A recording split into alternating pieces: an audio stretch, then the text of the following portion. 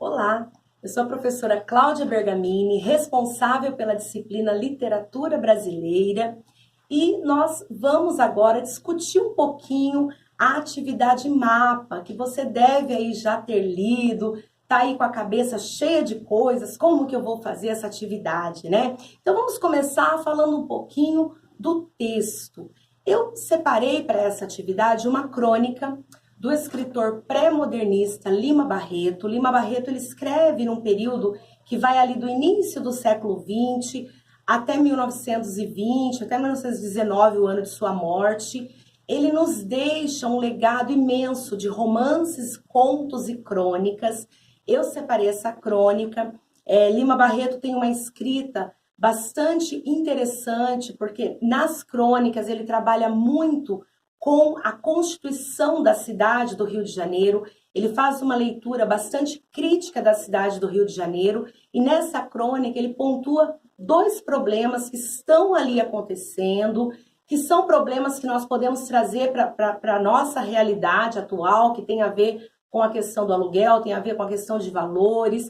Então, ao falar desses problemas, ele dirige uma crítica a uma pessoa específica que nós podemos identificar ao ler a crônica, como se ele estivesse, ele está mesmo colocando a culpa desse valor alto do aluguel numa determinada pessoa que é a responsável por essas edificações.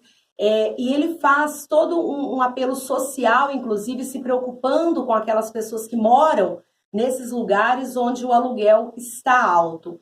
A crônica, ela tem como característica ser um texto rápido. A crônica ela pode ser narrativa, mas ela também pode ter um tom argumentativo. Pode ser reflexiva, pode ser lírica. Nessa crônica, nós observamos mais a tendência, embora tenhamos algumas marcas narrativas, mais a tendência para esse caráter argumentativo, porque justamente ele usa a linguagem para pontuar alguns problemas da cidade do Rio de Janeiro do início do século XX.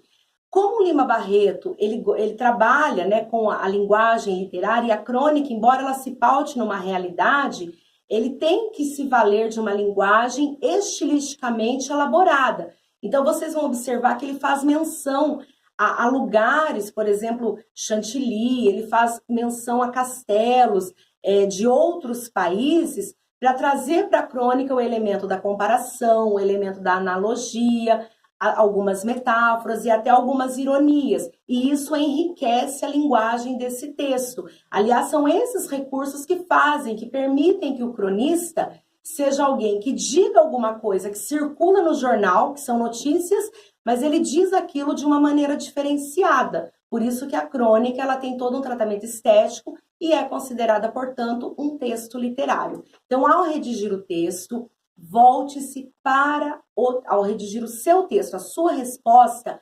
volte-se para o texto.